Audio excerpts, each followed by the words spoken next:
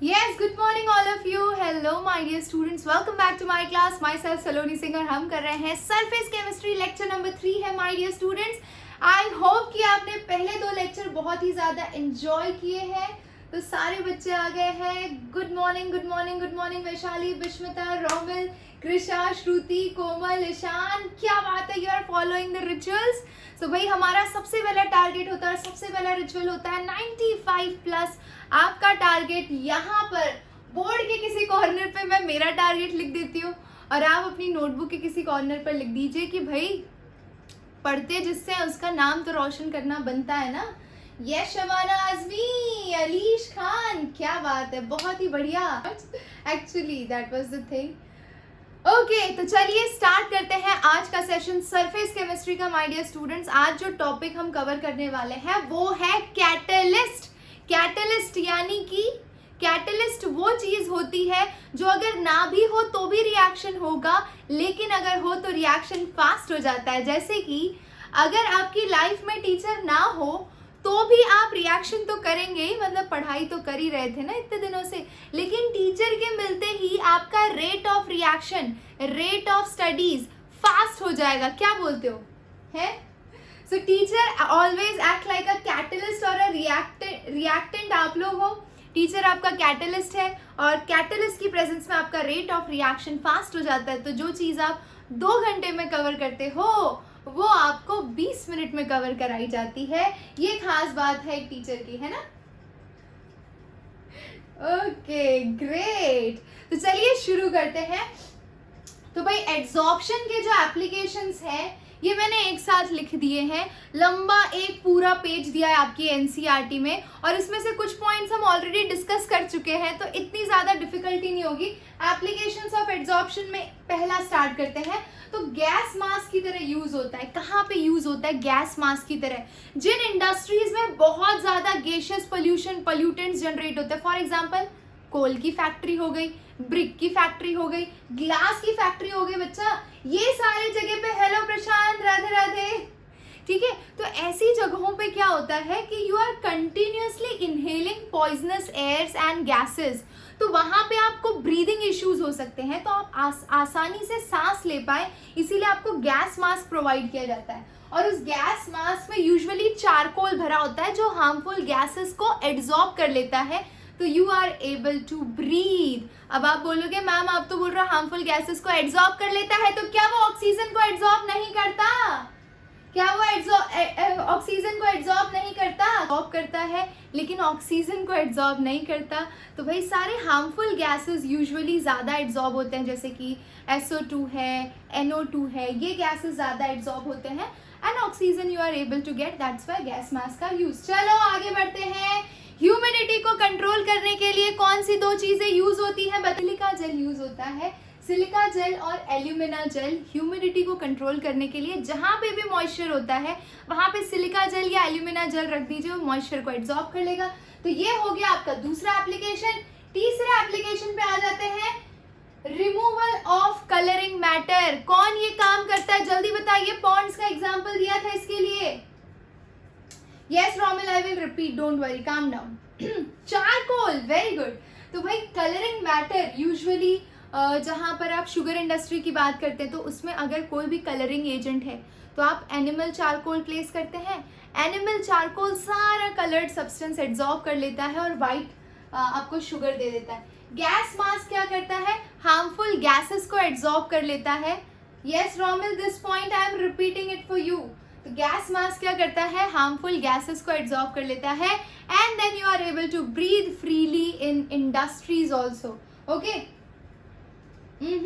अभी तक तो नहीं हूँ पर जिस दिन आऊंगी आई विल टेल यू. अभी तक तो नहीं हूँ, डोंट वरी. ओके, अभी मैं आप ही को पढ़ा रही हूँ. Yes, so pay attention. Production of high vacuum. अब देखिए एड्सॉर्प्शन एक ऐसी प्रोसेस है बच्चा जहाँ पे एड्सॉर्बेंट की कैपेसिटी होती है बहुत अलग अलग तरह के गैसेस को एड्सॉर्ब करना. करेक्ट. तो हाई वैक्यूम अगर आपको कहीं पे जनरेट करना, मान लो मुझे इस कमरे में हाई वैक्यूम कंडीशन जनरेट करनी है और इस कमरे में फिर भी अभी थोड़ी क्वांटिटी में कुछ गैसेस रह गए हैं, तो I can place charcoal. Charcoal क्या करेगा, उन गैसेस को एब्जॉर्ब कर लेगा और फिर पूरे कमरे को कैसा छोड़ देगा, विदाउट एयर, यानी वैक्यूम कंडीशन, खाली बना देगा, है कि नहीं। क्रोमेटोग्राफी किस किसने किया है, क्रोमेटोग्राफी किस किसने किया है, जीशान, ईशान, अलीश, किसी ने नहीं किया क्या। अच्छा, जिसने नहीं किया है उसके लिए एक ऑप्शन देती हूँ, और जिसने किया है वो तो भाई बड़े मजे कर रहे हो तुम लोग, बायोलॉजी में तो किया ही होगा, है ना। नहीं किया है तो आज एक काम करना, इंक, मार्कर इंक होगा आपके पास, I don't know, I would love to show you the results of this experiment tomorrow. तो आपके सामने ये एक्सपेरिमेंट करते हैं, लेकिन मेरे पास फिल्टर पेपर नहीं है, still I will manage for you, just 1 minute, let's check out.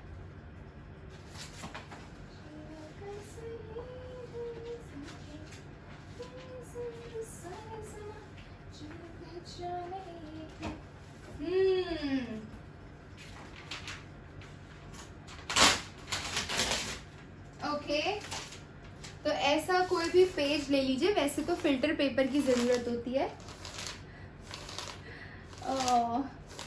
Lab में कब चले गए सक्षम, तुम स्कूल गए थे, ठीक है, ऐसा पेपर लिया आपने, ठीक है। Now what I am going to do, आप कोन बनाते हैं ना इसका, इस तरह से देखिए, वैसे फ्लैट ऐसे रेक्टेंगुलर स्ट्रिप कट की जाती है, लेकिन मैं बच्चों के लेवल वाला जो आप घर पे भी ट्राई कर सकते हैं वो वाला बना के दिखा रही हूँ आपको, ठीक है। ये देखिए, स्कूल खुल गया आप लोगों के, अरे बाप रे, ये देखिए इस तरह से ये सर्कुलर पेज हो गया, ठीक है। अब सर्कुलर पेज के सेंटर में आप एक होल करेंगे, ठीक है, I will do 1 hole here, ठीक है। और अब इस पोजीशन पे, यहाँ वाली पोजीशन से इक्वी डिस्टेंस पे मैं मार्क कर दूंगी मार्कर से, so I will show you, 1 minute, 1 2 3 4 5 6 7 8, see like this you can do, ठीक है। और ऐसे मार्क करने के बाद इसको इस तरह से फोल्ड करके, ऐसे करके, और आपको क्या करना है, पानी का ग्लास लेना है, ठीक है, और उसके अंदर इसको ऐसे प्लेस कर देना है, ठीक है, इस तरह से प्लेस कर देना है। And then what will happen, slowly and slowly, जैसे जैसे वाटर ऊपर एब्जॉर्ब होता जाएगा, इसका कलर स्कैटर होता जाएगा। क्रोमेटोग्राफिक प्लेट में ये यूज होता है। How many of you are going to try this, अरे क्या चल रहा है कमेंट सेक्शन में, कौन जा रहा है United kingdom, how many of you are going to try this at home, Shabana is saying yes, Shruti is saying, Komal is saying okay, definitely try करेगा। आपने अपना जो नॉर्मल ब्लू कलर का पेन होता है, ब्लैक कलर की ink होती है, उससे भी कर सकते हैं। ये पूरी तरह से एब्जॉर्प्शन वाली प्रोसेस दिखाएगा और इंक के कलर सेपरेट हो जाएंगे, ठीक है, तो बहुत आसान है ये। चलिए नेक्स्ट पे आगे बढ़ते हैं, और कहाँ यूज होता है, इन क्योरिंग डिजीज। तो बच्चा बहुत सारे ड्रग्स ऐसे होते हैं जो जिस माइक्रो ऑर्गेनिज्म की बात कर रहे हो ना, उस पे वो ड्रग एब्जॉर्ब हो जाता है और उस माइक्रो ऑर्गेनिज्म को किल कर देता है। तो बेसिकली एब्जॉर्प्शन प्रोसेस बहुत सारे डिजीज को क्योर करने में भी यूज होता है। फिर एब्जॉर्प्शन इंडिकेटर की तरह भी यूज होता है। तो बहुत सारे इंडिकेटर्स ऐसे हैं, जैसे कि एक इंडिकेटर होता है, ध्यान से सुनो यार, सारी इंफॉर्मेटिव नॉलेज है, कुछ भी इसमें एक्स्ट्रा नहीं करना है, शांति से सुनते जाइए। मैम ये तो बहुत बार हुआ है जब नोटबुक पे, हाँ, स्पेशली जब आप जेल पेन से लिखते हैं तो वो पूरा स्प्रेड हो जाता है, करेक्ट, हाँ, ओके। चलिए यहाँ पर आ जाइए, एब्जॉर्प्शन इंडिकेटर क्या होते हैं। तो कई सारे इंडिकेटर, मैं अभी जो इंडिकेटर का नाम लेने वाली हूँ वो आपने नहीं सुना होगा, लेकिन आपने जिन इंडिकेटर्स के नाम सुने हैं उनके नाम कमेंट सेक्शन में जरूर बताइए। चलिए, I am waiting for your answer, till then I will write. मैं जिस इंडिकेटर की बात कर रही थी उसका नाम है ईओसीन। आप कितने इंडिकेटर्स को जानते हैं? Litmus paper, acid base indicator, very good. Phenolphthalein है, मिथाइल ऑरेंज है, then you have methylene blue, very good very good very good. Flower से बहुत सारे इंडिकेटर होते हैं। तो भाई ऐसा ही एक इंडिकेटर होता है ईओसीन। अब ये इंडिकेटर कलर चेंज कब करता है? जब इसके सरफेस पे कोई पर्टिकुलर सब्सटेंस एड्सॉर्ब होता है तब वो कलर चेंज दिखाता है। तो इस तरह के इंडिकेटर्स को बोलते हैं एड्सॉर्प्शन इंडिकेटर्स। याद रहेगा, एड्सॉर्प्शन इंडिकेटर भी एड्सॉर्प्शन की प्रॉपर्टी पर ही काम कर रहे हैं, समझ रहे हो ना, है ना? ओके, नेक्स्ट आ जाते हैं हीटेरोजीनस कैटालिस्ट। अब ये हीटेरोजीनस कैटालिस्ट क्या है तो हम सिंपल समझते हैं कैटालिस्ट क्या है और कैटालिस्ट क्या करता है। कल ही बताया था मैंने आपको कि ये जो स्पॉन्ज है, मान लीजिए ये कैटालिस्ट है और ये मेरा रिएक्टेंट है, तो रिएक्टेंट स्पॉन्ज के सरफेस पे अटैच होता है, समझ रहे हो, यानी कि एड्सॉर्ब होता है। और कैटलिस्ट क्या प्रोवाइड करता है, catalyst provide a surface for a reactant to carry out the chemical reaction.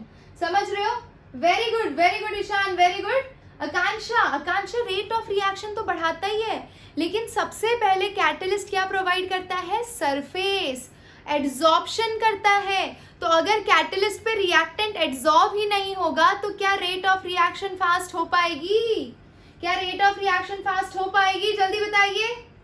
Very good, नहीं हो पाएगी। तो इसीलिए हम ये कह सकते हैं कि catalyst works on the principle of adsorption.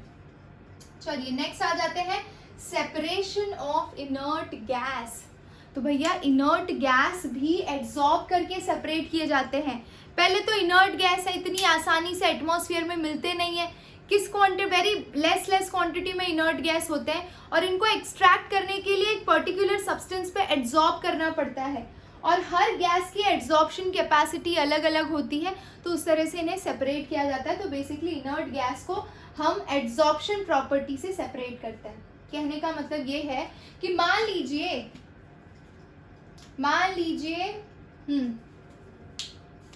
मैंने इनर्ट गैस सेपरेट करना है, हीना, नीना और करीना 0 रन को सेपरेट करना है, तो मुझे क्या करना पड़ेगा, मुझे इनके लिए कोकोनट चारकोल, अरे सोर्स के हिसाब से चारकोल का नाम होता है। अगर आप कोकोनट को बर्न करके उसका ऐश जनरेट करते तो उसे कोकोनट चारकोल कहा जाता है, और वो हो गया आपका वेजिटेरियन चारकोल। ठीक है, जिसको एनिमल चारकोल यूज करने का मन ना हो वो कोकोनट चारकोल यूज कर लियो। तो कोकोनट चारकोल पे हीना की, नीना की, करीना की सबकी कैपेसिटी एड्सॉर्ब होने की अलग अलग है। तो कोई जल्दी एड्सॉर्ब हो जाता है, कोई लेट से एब्जॉर्ब होता है, और इस तरह से हम इनर्ट गैसेस को सेपरेट कर पाते हैं। समझ गए? हीना, नीना और करीना, जीटर रेस, बहुत सारे तरीके। आई से हीना, नीना और करीना 0 रन। सब और कोई बोलता है हीना, नीना और करीना का एक्सरे रंगीन। बहुत तरीके लर्न करने के। हवा में मिलेगा, यस हवा में मिलेगा, इनर्ट गैस की बात हो रही है ना। ओके, नेक्स्ट आ जाते हैं फ्रोज फ्लोटेशन प्रोसेस। ये प्रोसेस का नाम कभी किसी ने गलती से सुना है? फ्रोज फ्लोटेशन प्रोसेस शुभ मौर्य के घर में होता है। फ्रोज फ्लोटेशन प्रोसेस अलीश के घर में नहीं होता है, रोमिल के घर में नहीं होता है। ओहो हो, वेरी गुड। एक्चुअली क्या है, ये चैप्टर 6 में एक प्रोसेस है, एक मेथड है, फ्रोज फ्लोटेशन मेथड। अब मुझे ये बताइए, 10वीं कक्षा में अगर अच्छे से पढ़ा होगा तो आपको सल्फाइड ओर के बारे में पता होगा। मुझे ये बताइए, सल्फाइड ओर को ऑक्साइड में कन्वर्ट करने के लिए कैल्सिनेशन यूज किया जाता है या रोस्टिंग यूज किया जाता है? याद है किसी को calcination and roasting? Very good Shruti. Sulphide ore को अगर आपको ऑक्साइड में कन्वर्ट करना है तो हमें रोस्टिंग करनी पड़ती थी, यूट्यूब वाली रोस्टिंग नहीं, ये सल्फाइड ओर की रोस्टिंग की जाती है। तो भाई रोस्टिंग करते वक्त, ठीक है, रोस्टिंग करने से पहले इट इज इम्पॉर्टेंट कि आप सारे सल्फाइड ओर को एक जगह कलेक्ट करें। ठीक है, और एक जगह कलेक्ट करने के लिए, क्योंकि तुम देखो अर्थ क्रस्ट से निकाल रहे हो तो तुम्हें क्या पता कि तुम जिंक सल्फाइड ही निकाल रहे हो सकता है उसके साथ कोई दूसरा ऑक्साइड या दूसरा कार्बोनेट भी मिक्स हो, लेकिन आपको सिर्फ सल्फाइड एक्सट्रैक्ट करना है। ठीक है, तो आप क्या करोगे, ओर का कॉन्सेंट्रेशन कैरी आउट करते हो। ध्यान से सुनना क्या कहना चाहती हूँ मैं। मान लो मुझे जिंक सल्फाइड एक्सट्रैक्ट करना है या लेड सल्फाइड एक्सट्रैक्ट करना है, जहां से मैं इसका ओर कलेक्ट कर रही हूं वहां पे बाकी इम्प्योरिटीज भी प्रेजेंट है, लेकिन मुझे सिर्फ सल्फाइड को एक्सट्रैक्ट करना है। तो इस प्रोसेस को कहा जाता है फ्रोथ फ्लोटेशन मेथड। इसके अंदर किया क्या जाता है बच्चा, तो आपने जिंक सल्फाइड, लेड सल्फाइड, जो भी ओर आपके हाथ में आया उसका पाउडर्ड फॉर्म वाटर के अंदर डिसॉल्व कर रखा है, ठीक है। यहाँ पे एक एगिटेटर है, यानी वॉशिंग मशीन जैसे घूमता है वैसे ही सेंटर में एक रॉड है जिसके अंदर कंटिन्यूअसली प्रेशर जारी है, हवा की प्रेशर जारी है, और उस एयर के प्रेशर की वजह से वो कंटिन्यूअसली धुर धुर धुर धुर धुर धुर बहुत स्पीड में घूम रहा है, ठीक है। बहुत स्पीड में घूम रहा है तो उसके साथ ये और भी सारे बड़े स्पीड में घूम रहे हैं।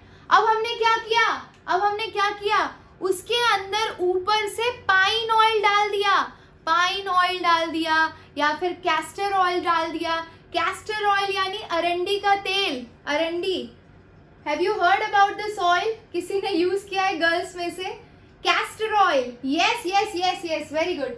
तो भाई वो कैस्टर ऑयल या पाइन ऑयल डालते ही जितने भी सल्फाइड ओर होंगे ना, ये मान लीजिए सल्फाइड ओर था, ये सल्फाइड ओर था, ये सल्फाइड ओर था, तो उसके ऊपर पाइन ऑयल या कैस्टर ऑयल की कोटिंग हो जाएगी, यानी कैस्टर ऑयल या pine oil will get absorbed on the surface of sulfide ore, getting it? और इसकी वजह से क्या होगा आपको पता है, ऑयल फ्लोट्स ऑन वाटर। तो जो चीजें ऑयल के अंदर ट्रैप हो गई, कंटिन्यूअसली घुमाओगे तो वो ट्रैप्ड चीजें फ्रॉथ बना लेंगी, ऊपर कलेक्ट हो जाएंगी और उसको फिर हम सेपरेट कर लेंगे। समझ में आ गया? समझ में आया फ्रोथ फ्लोटेशन मेथड? जल्दी बताइए। चलिए तो अब मैं आपसे क्वेश्चन पूछती हूँ। Yes, so my dear students, nation wants to know from Ishan. Ishan, can you tell me कि हमें अगर फ्रोथ फ्लोटेशन प्रोसेस यूज करनी है तो उसे कौन सा ओर सेपरेट करने के लिए यूज किया जाता है? Which ore is used for separation? Froth flotation method is used for sulfide ore separation. Very good. Sulfide ore separation में castor oil and pine oil are getting absorbed on the surface of your sulfide ore, and that's how you carry out the process. Let's move to deionization of water. तो भाई यही चीज हो गई। पानी के अंदर भी बहुत सारे आलतू फालतू आयंस होते हैं, उन आयंस को अलग अलग कैटायन और एनायन पे एब्जॉर्ब किया जाता है ताकि जो आपका वाटर है वो डीआयोनाइज हो जाए, उसके अंदर किसी भी अलग तरह का आयन जैसे कि Na+ हो गया, Cl- आयन हो गया, वो प्रेजेंट ना रहे। तो भाई ये सारे एप्लीकेशन हो गए एब्जॉर्प्शन के। आपको एग्जाम में क्या आएगा? मुश्किल से इसमें से 1 मार्क का क्वेश्चन आएगा, वो भी कुछ जस्टिफिकेशन रिलेटेड। तो आपको सारे पॉइंट्स एक्सप्लेन कर दिए हैं। Now we can move to a very मजेदार क्वेश्चन। यस अक्षम, आरओ में यूज होता है डीआयोनाइजेशन, बता दो एक बार। Alish Khan, deionisation of water. अरे भाई समुद्र के किनारे गए हो, कन्याकुमारी जाने की जरूरत नहीं है, सूरत के डुमस बीच भी आ जाओगे तो आपका काम हो जाएगा। वहां पे ना समुद्र का जो पानी होता है खारा होता है, उसके अंदर होता है नमक। हमें उसे डीआयोनाइज करना है यानी अनवांटेड आयंस को रिमूव करना है, तो हम उनको किसी स्पेसिफिक एड्सॉर्बेंट पे उन आयंस को एड्सॉर्ब कर लेते हैं ताकि पानी आपका डीआयोनाइज हो जाए। ठीक है, समझ गए? Yes, very good, very good. Okay. Let's move to the next question. You can see this red hot question over here. इस red hot question को देखकर कौन सा इक्वेशन याद आता है आपको? कल ही ये इक्वेशन किया है, मुझे सिर्फ जानना है कि इस इक्वेशन का नाम क्या है। बच्चों जल्दी से बताइए, तब तक हम ये एप्लीकेशन वाला पार्ट रब कर लेते हैं। आप स्क्रीनशॉट भी ले लीजिए, जल्दी करिए। स्क्रीनशॉट लेना है तो मुझे हटना पड़ेगा। बहुत ही बढ़िया, श्रुति एकदम सही जवाब दिया है। कैलकुलेट अमाउंट ऑफ C2H5OH यानी कि alcohol absorbed by 500 gram of blood charcoal. बताओ, खून को जलाकर भी चारकोल बनता है, blood charcoal, at 298 kelvin from 0.65 molar solution. Okay, so we know that log x by m is equals to log k plus 1 by n log, अब क्योंकि यहाँ पे कॉन्सेंट्रेशन दिया है तो c आ जाएगा, करेक्ट।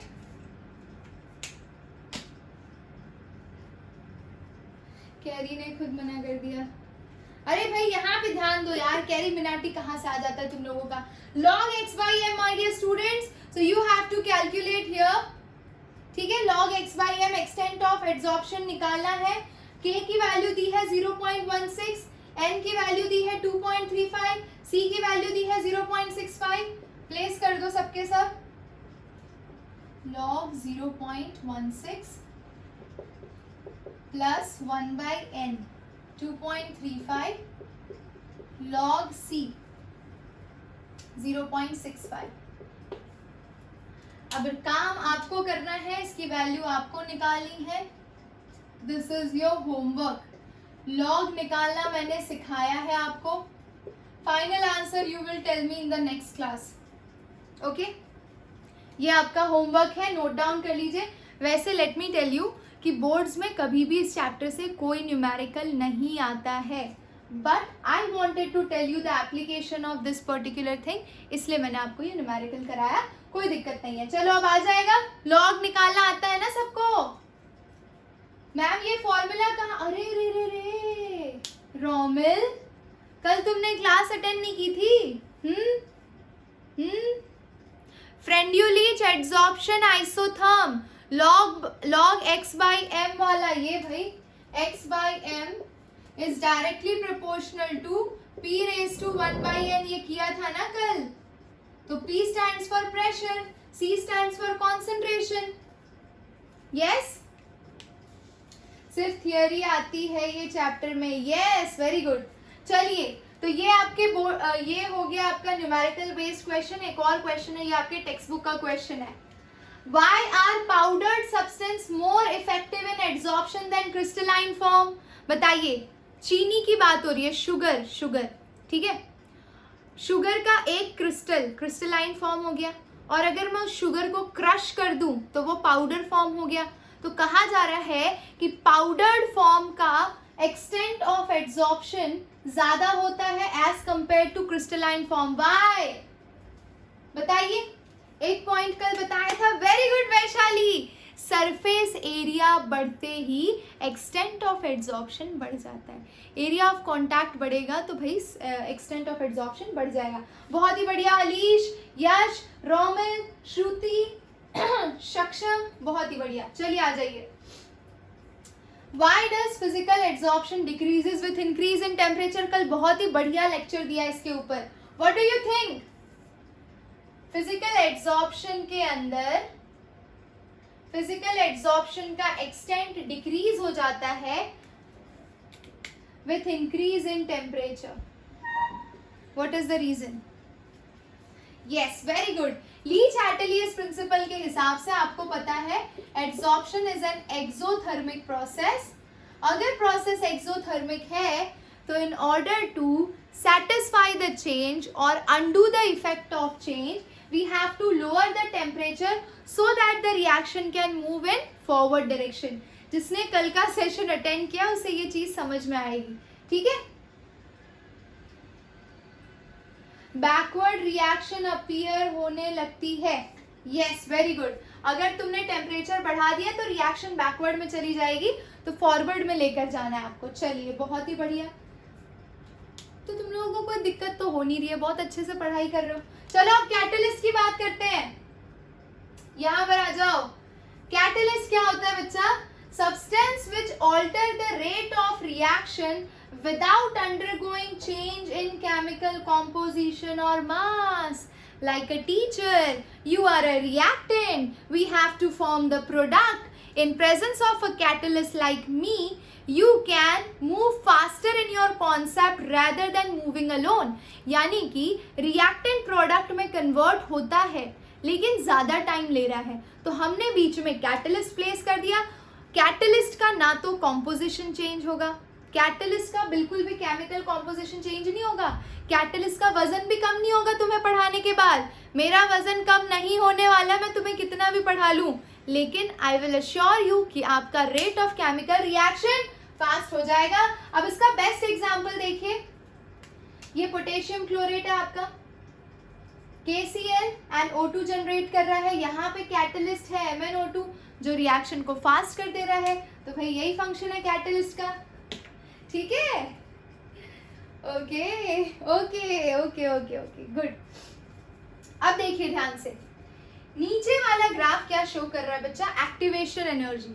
कल ही मैंने आपको समझाया था कि कोई भी रिएक्टेंट प्रोडक्ट में अगर कन्वर्ट करना है तो उसे एक मिनिमम एनर्जी बैरियर को क्रॉस करना पड़ता है। फॉर एग्जाम्पल, अगर आपको साइंस स्ट्रीम लेनी थी तो हर स्कूल का एक पर्टिकुलर क्राइटेरिया था ना साइंस स्ट्रीम में जाने के लिए, यानी 10th आपका रिएक्टेंट कंडीशन था, 11th आपका प्रोडक्ट कंडीशन है। तो भाई रिएक्टेंट से प्रोडक्ट कंडीशन में जाने के लिए एक मिनिमम क्राइटेरिया चाहिए होता है ना, मिनिमम क्राइटेरिया चाहिए होता है ना। तुम्हारे स्कूल का क्राइटेरिया लिख के बताओ यहाँ पे। बहुत सारे स्कूलों में 70% होता है, कहीं पे 90% होता है, और रिएक्शन के केस में उस क्राइटेरिया को कहा जाता है एक्टिवेशन एनर्जी। वेरी गुड, क्या बात है। देखो यहाँ पे कट ऑफ सबसे ज्यादा हाई गया है अभी तक कोमल के स्कूल का 80 एबव, अरे रोमिल का 85 एबव। क्या बात है, क्या बात है। 890 अलीश, ये कौन सी दुनिया में रहते हो। ओ देखो अनिरुद्ध सच्चाई बोल रहे हैं, जो ज्यादा फीस देता है वो। चलिए यहाँ पर आ जाइए। तो भाई कैटलिस्ट की प्रेजेंस में अगर कोई टीचर आपको उस वक्त एडवाइस देने के लिए उस मोड पर प्रेजेंट हो तो आपका डिसीजन आसान हो जाएगा। उसी तरह से अगर किसी रिएक्टेंट की बात कर रहे हो और कैटलिस्ट प्रेजेंट है तो पहले एक्टिवेशन एनर्जी इतनी लग रही थी, लेकिन कैटलिस्ट के होते ही ये रेट ऑफ रिएक्शन फास्ट हो जाएगी और एक्टिवेशन एनर्जी कम लगेगी। समझ रहे हो, समझ गए। Activation energy is required in laser quantity when catalyst is used in any chemical reaction. और क्योंकि एक्टिवेशन एनर्जी कम हो जाती है इसीलिए ज़्यादा से ज़्यादा रिएक्टेंट प्रोडक्ट में कन्वर्ट हो पाते हैं। अगर कट ऑफ 40 का हो तो सब नहीं ले लेंगे साइंस, सब ले लेंगे ना साइंस, तो ज़्यादा प्रोडक्ट बनेगा ना। समझ रहे हो, क्या बात है, समझ गए तो बहुत ही बढ़िया। हाँ जी, चलिए अब बात करते हैं प्रमोटर की। किसकी बात कर रहे हो, प्रमोटर की। प्रमोटर कौन होता है, जो कैटलिस्ट की एक्टिविटी को एनहांस करता है। यानी कि एक तो तुम पहले ही हनुमान जी, ऊपर से तुम्हें उड़ना भी आता है, तुम्हें मुक्का मारना भी आता है और तुम बुद्धिमान भी हो। तो भाई ये सारी क्वालिटीज प्रमोटर हो गई कैटलिस्ट की। हनुमान जी खुद ही एक कैटलिस्ट और उनके अंदर ये सारे एक्टिविटी यानी ये सारे कैरेक्टरिस्टिक्स हो गए, तो ये उनको प्रमोट करते हैं और उनकी एक्टिविटी को समझ गए। Yes Yash Jaiswal. Ma'am please explain what I have to explain बच्चा, आस्क अगेन। ठीक है, तो प्रमोटर क्या करता है, कैटलिस्ट की एक्टिविटी को एनहांस करता है।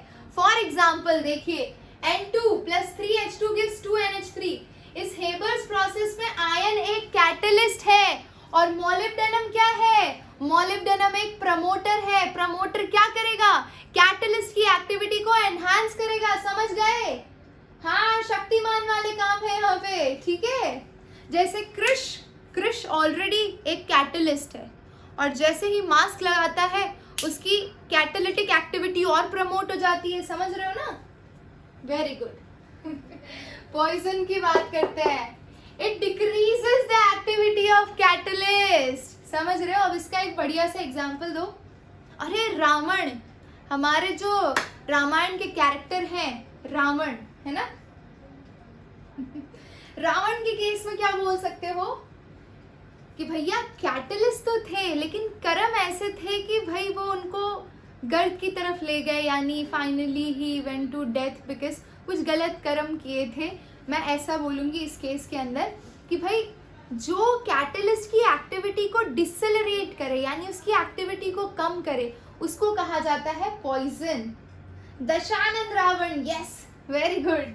तो भाई ये RCOCl देख रहे हो, असाइल क्लोराइड, इसका हाइड्रोजनेशन कर रहे थे palladium in presence of BaSO4। बताइए रिएक्शन का नाम बताइए जल्दी से। Yes I am asking to you Shabana, Vaishali, Komal, where is Ekta Kapoor, where is Bishmita Raut. Reaction का नाम बताइए, H2 palladium in presence of BaSO4। मेरा नाम याद है, मेरा नाम याद है, S से स्टार्ट होता है। Palladium in presence of BaSO4 भी S से स्टार्ट होता है।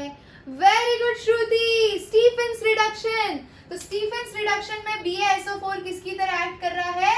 पॉइजन की तरह, पॉइजन की तरह। जरा रिकॉल करो, रिकॉल करो, हमें यहाँ पे पॉइजन लेने की जरूरत ही क्यों पड़ी। सुनो ध्यान से, असाइल फ्लोराइड का अगर हाइड्रोजनेशन करते हो तो आपको अल्डिहाइड मिलता है। आपको रिएक्शन अल्डिहाइड पर ही स्टॉप करनी है। अगर आप अल्डिहाइड पे स्टॉप करना चाहते हैं तो आपको एक्सेस क्वांटिटी में जो हाइड्रोजन प्रेजेंट है उसको कहीं ना कहीं उसकी एक्टिविटी को कम करना पड़ेगा, नहीं तो अल्डिहाइड रिड्यूस होके क्या बनाता है? जल्दी बताइए। अल्डिहाइड का अगर रिडक्शन हुआ तो वो क्या बनाएगा? अल्कोहल। Very good. तो हमें अल्कोहल तो नहीं बनाना है ना, तो रिएक्शन में हमें एक पॉइजन की जरूरत पड़ती है। समझ गए? Very good, very good, very good. ये बात। Ekta, why you are late today बच्चा? Alish, very good, very good. आ जाइए यहाँ पर। सो भाई होमोजीनियस और हिट्रोजेनस कैटलिस्ट ये दोनों टॉपिक नहीं है, ठीक है? तो इसे मैंने शॉर्ट में लिखा है। ओह सो सैड। कोई बात नहीं बच्चा, ढेर सारी शुभकामनाएं। गेट वेल सून और तुम फुल एनर्जी के साथ वापस आओगी। We are going to wait for you. तुम्हारे आंसर्स का वेट करेंगे। बहुत फट्टे से आंसर देती है ये लड़की, स्मार्ट है। हाँ, we miss you today. Not well even now. कोई बात नहीं बच्चा, सब ठीक हो जाओगे। राधे माँ की कृपा होगी। बिग बॉस पे रोज राधे माँ आएगी अब, है ना? अच्छा, यहाँ पर मुझे देखने का बड़ा शौक है कि ऐसे जो लोग दिखाते हैं कि हम बड़े काम, पीस, सेरीन है, दिन भर भगवान का नाम लेते रहते हैं, वो लोग गुस्सा कैसे करते हैं और उनका गुस्सा कैसा होता है। मैम रोडीज देखते हो क्या आप? नहीं, रोडीज नहीं देखती बच्चा। रोडीज एक्चुअली मैं बताती हूँ मैं क्यों नहीं देखती हूँ। So I am a very good grasper. अगर मैं 10 मिनट भी किसी के साथ बैठ जाऊँ ना तो मैं उसके ऑलमोस्ट सारे वर्ड्स मेरी डिक्शनरी में फीड हो जाते हैं। और रोडीज के अगर वर्ड्स मेरी डिक्शनरी में फीड होने लगे तो ये पीछे से मेरी मम्मी फ्लाइंग चप्पल वाले हाल हो जाएंगे, समझ रहे हो? So I avoid watching all these things because then I'm not able to control what I'm speaking. It will come in my regular flow language. That is the problem. चलिए आ जाइए। So homogeneous and heterogeneous catalyst. भाई कितने भी बड़े हो जाओ, mummy papa तुम्हारे वही रहने वाले हैं, आपको बच्चा ही समझेंगे, ठीक है? तो होमोजीनियस कैटलिस्ट वो होते हैं बच्चा जिसका reactant as well as catalyst दोनों सेम फेज में होते हैं। रिएक्टेंट भी गैसियस स्टेट में है, कैटलिस्ट भी गैसियस स्टेट में है, तो ऐसे कैटलिस्ट को होमोजीनियस कैटलिस्ट कहते हैं। समझ गए? मैंने राखी का स्वयंवर देखा है यूट्यूब पर।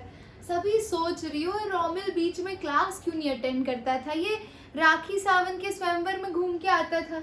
है बेटा, चांस नहीं मिला तुमको? तुम क्या क्या देखते हो? चलो यहाँ देखो, हिट्रोजेनस कैटलिस्ट कौन से होते हैं? हिट्रोजेनस कैटलिस्ट वो होते हैं माय डियर स्टूडेंट्स जिसमें आपका रिएक्टेंट और कैटलिस्ट दोनों अलग फेज में होते हैं। तो आयन सॉलिड स्टेट में है और बाकी दोनों रिएक्टेंट आपके गैसियस फेज में है। तो ये हिट्रोजीनस हो गया, ये होमोजीनस हो गया। बोलो होमोजीनस हिट्रोजीनस में कोई डाउट नहीं है? क्या बात है, नहीं है। चलिए तो यहाँ पर आ जाते हैं लास्ट आज का कॉन्सेप्ट, क्योंकि जिस हिसाब से हम पढ़ रहे हैं 5-9 हो गए हैं, तो I guess we have to go fast little bit. Homogeneous catalyst वो होते हैं बच्चा, तुम हो रिएक्टेंट, मैं हूं कैटलिस्ट। अगर तुम भी गैसियस स्टेट में हो और कैटलिस्ट भी गैसियस स्टेट में है तो होमोजीनियस हुआ कैटलिस्ट। और अगर तुम रिएक्टेंट हो, तुम्हारा फेज अलग है, तुम मान लो गैसियस फेज में हो और तुम्हारा कैटलिस्ट अगर सॉलिड फेज में है, यानी हम दोनों का फेज अगर मैच नहीं कर रहा है, रिएक्टेंट और कैटलिस्ट का फेज अगर मैच नहीं कर रहा है, तो वो हेटेरोजेनस कैटलिस्ट होंगे। समझ रहे हो? शुभ मौर्य, अरे ये लो यश।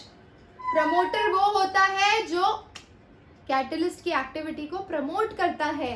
समझ रहे हो? कैटलिस्ट हम तुम्हारे साथ हैं, वो होता है प्रमोटर। प्रमोटर कैटलिस्ट को एक्सेलरेट करता है और दम देता है और उसको जोश से आगे बढ़ाता है। ठीक है, चलिए अब एड्सॉर्प्शन थ्योरी पर आ जाते हैं। ये मैं रब कर लेती हूँ ये साइड, इधर आ जाओ। एड्सॉर्प्शन थ्योरी कुछ नहीं है, फालतू की बातें लिखी है इसके अंदर, लेकिन आप वो पेज देखकर डर जाएंगे, इसलिए मैं आपको शॉर्ट में बता देती हूँ कि क्या होता है। यस, तो एड्सॉर्प्शन थ्योरी का मतलब होता है बच्चों, ये है आपका, मान लीजिए reactant A and B is a reactant, और ये मान लीजिए आपका कैटलिस्ट बनाया मैंने, ये देखिए ये कैटलिस्ट है। ओके, तो सबसे पहले क्या होगा, आपका जो रिएक्टेंट है वो सराउंडिंग में डिफ्यूज होगा। ठीक है, सराउंडिंग में डिफ्यूज होगा यानी सराउंडिंग में मिक्स होगा। ठीक है, सो फर्स्ट स्टेप है diffusion of reactant. Second step है adsorption of reactant on catalyst. तो अब धीरे धीरे ये रिएक्टेंट कैटलिस्ट पे आकर फ्यूज होगा। कैटलिस्ट पे आकर फ्यूज होगा तो ये देखिए कैसा दिखेगा। अरे ध्यान दे देना इधर, फिर बोलोगे रिपीट मारने को। यहाँ देखो, ये देखो, ए आके अटैच हो गया, बी आके अटैच हो गया कैटलिस्ट के सरफेस पे, ये आपका कैटलिस्ट है। तो पहले हवा में डिफ्यूज हुआ, फिर आके कैटलिस्ट की सरफेस पे एड्सॉर्ब हुआ। तीसरा स्टेप क्या है, केमिकल रिएक्शन होगा। तो रिएक्टेंट ए बी के साथ कंबाइन होके कोई प्रोडक्ट फॉर्म करेगा सी। ठीक है, तो यहां पर आपका केमिकल रिएक्शन हो रहा है। देखिए थर्ड स्टेप, सूम सूम। ठीक है, तो ये ए और बी कंबाइन होके सी बना चुके हैं अब यहाँ पर। ठीक है, सी आपका प्रोडक्ट है। अब प्रोडक्ट रिएक्टेंट के बाहर निकले, प्रोडक्ट कैटलिस्ट से बाहर निकलेगा ना, तो प्रोडक्ट कैटलिस्ट से बाहर निकलेगा तो नेक्स्ट स्टेप देखिए क्या है, डिसॉर्प्शन ऑफ रिएक्शन प्रोडक्ट। ठीक है, तो अब ये रिएक्टेंट, ये वाला प्रोडक्ट बाहर निकलेगा, तो ये स्टेप हो जाएगा आपका डिसॉर्प्शन। तो ये देखिए ये सी वाला आपका बाहर निकल रहा है, और बाहर निकलने के बाद ये फाइनल स्टेप में क्या होगा, C will diffuse in the surrounding, surrounding में डिफ्यूज होगा। तो कौन कौन से स्टेप है, पहला स्टेप है आपका डिफ्यूजन ऑफ रिएक्टेंट, दूसरा स्टेप है भाई एड्सॉर्प्शन ऑफ रिएक्टेंट, तो दूसरा स्टेप है एड्सॉर्प्शन, तीसरा स्टेप है कैटलिस्ट की सरफेस पे दोनों के बीच में रिएक्शन होगा, चौथा स्टेप है प्रोडक्ट फॉर्मेशन होगा, प्रोडक्ट फॉर्मेशन के बाद प्रोडक्ट डिसॉर्ब होगा, डिसॉर्प्शन, और डिसॉर्प्शन होने के बाद प्रोडक्ट डिफ्यूज होगा। समझ गए? अरे एकदम आसान था कि नहीं था बताओ? 5 स्टेप का प्रोसेस है, कुछ नहीं है। ये तो नॉर्मली एक छोटा सा बच्चा भी याद रख सकता है कि ताला खोलने के लिए क्या करना होता है, चाबी ताले में घुसानी होती है, घुमाना होता है, खोलना होता है, दैट्स ऑल। फिर चाबी बाहर निकाल लो। लॉक इन की अरेंजमेंट पर अभी मैं आई नहीं हूँ, वो एंजाइम्स में आता है, बट ऐसा ही कुछ यहाँ पर भी हो रहा है। ठीक है, डिफरेंस से शुरू और डिफरेंट पे खत्म। हाँ, डिफ्यूजन से शुरू और डिफ्यूजन से खत्म। Very good, very good. तो भाई ये कवर कर लिया हमने पूरी तरह से कैटलिस्ट। कैटलिस्ट का कुछ भी नहीं छोड़ा है। हाँ, 2 पॉइंट छोड़े हैं, एक्टिविटी एंड सेलेक्टिविटी। तो एक्टिविटी एंड सेलेक्टिविटी क्या है वो भी बता देती हूँ। चलिए यहाँ पर आ जाते हैं, इसको इरेज करते हैं। अच्छा, मैं एक कैटलिस्ट हूँ, ठीक है। कैटलिस्ट का काम क्या है, रिएक्शन को फास्ट करना, तो ये उसकी एक्टिविटी हो गई। जो उसकी प्रॉपर्टी होगी वही उसकी एक्टिविटी होगी। समझ रहे हो? ये लो लिखते हैं, ध्यान दीजिएगा। एक्टिविटी किसे कहते हैं? Activity of catalyst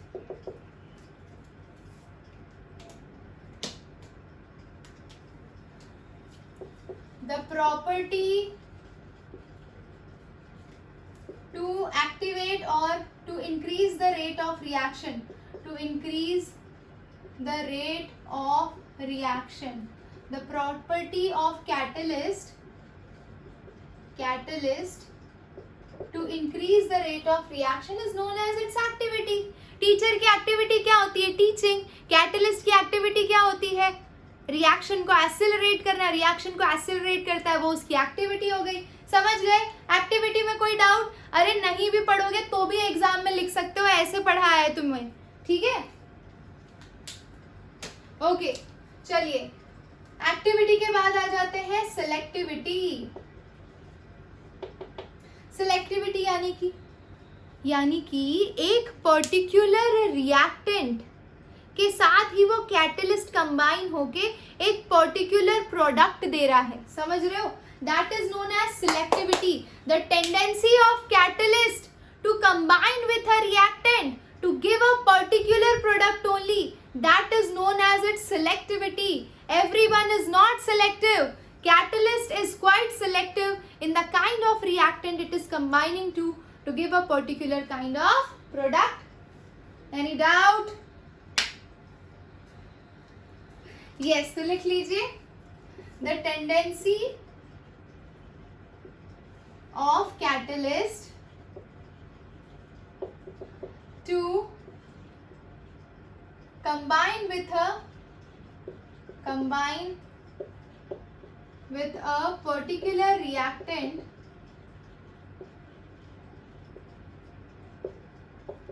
to give a particular product. या फिर यहाँ पे एक और चीज, the tendency of catalyst to direct a particular reactant, to direct लिख दीजिए, to direct a particular reactant to give a particular product, that is known as its selectivity. Correct? Hi Ram, Yash Jaiswal. देखिए एड्सॉर्प्शन थ्योरी में क्या होता है, चीजें surface पे कैसे एड्सॉर्ब होंगी। ये देखिए, ये है आपका कैटलिस्ट सरफेस, ठीक है? ये है आपके reactant, reactant A and reactant B.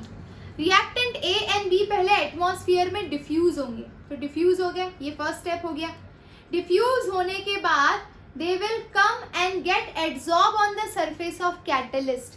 This is step number 2. अब इन दोनों में रिएक्शन होगा, A और B कंबाइन होके रिएक्शन करेंगे कैटलिस्ट की सरफेस पे, दैट इज स्टेप नंबर 3, ठीक है? अगर वो कंबाइन होके कोई रिएक्शन करते हैं तो वो प्रोडक्ट देंगे C।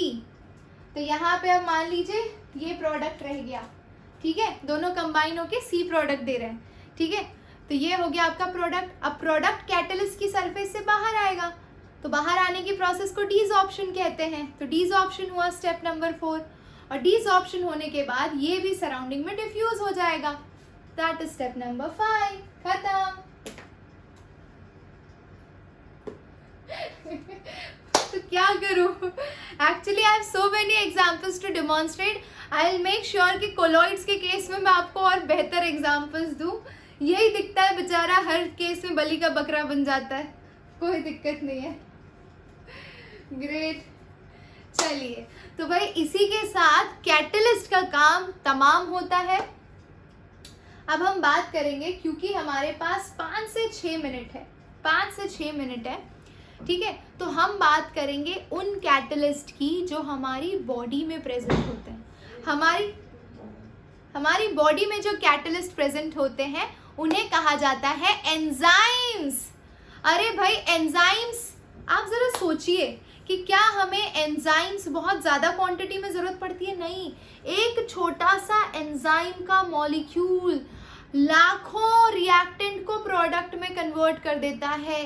तो एंजाइम्स आर बेसिकली बायोमॉलिक्यूल्स, या यू कैन से प्रोटीन्स, जो हमारी बॉडी में कैटलिस्ट की तरह एक्ट करते हैं, बायोलॉजिकल प्रोसेस को एक्सिलरेट करते हैं, वो होते हैं एंजाइम्स। समझ रहे हो? जो आउटर सराउंडिंग में है वो कैटलिस्ट, जो हमारी बॉडी के अंदर रिएक्शन को फास्ट या स्लो कर रहे हैं उन्हें कहा जाता है एंजाइम्स। ठीक है,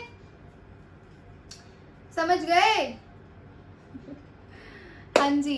तो एंजाइम की खास बात ये है कि एंजाइम बहुत ही प्यारा होता है, बहुत ही नटखट होता है, रिएक्शन बड़ी ही फास्ट रेट पर देता है और हमारी बॉडी में पाया जाता है। कुछ खास कैरेक्टरिस्टिक्स बताती हूँ।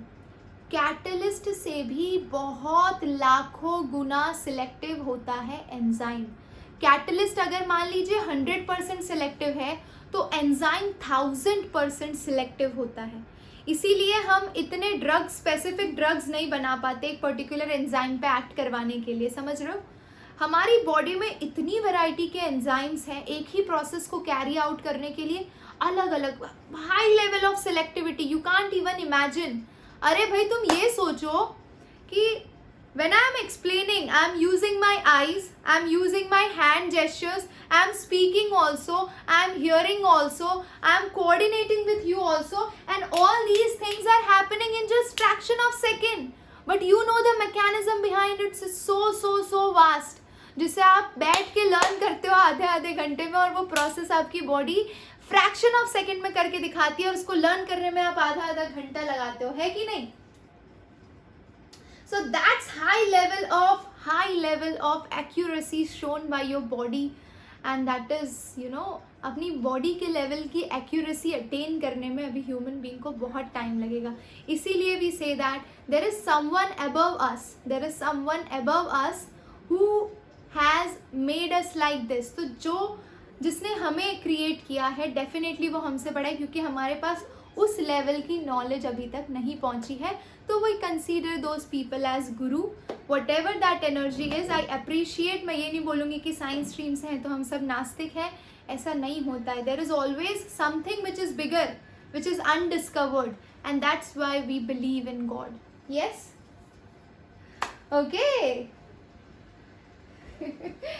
ग्रेट। तो चलिए इसी पॉजिटिव नोट पे आज का सेशन वाइंड अप करते हैं। कल के सेशन में जो भी चीज़ें इसमें बची है, कल हमारा मेजर फोकस होगा एंजाइम का lock and key model discuss करूंगी मैं आपके साथ, और कोलॉइड स्टार्ट करेंगे। कोलॉइड बहुत इंपॉर्टेंट सेक्शन है, ठीक है? Yes, okay. सो मिलते हैं नेक्स्ट क्लास में। Till then take care, love you all, bye bye, see you.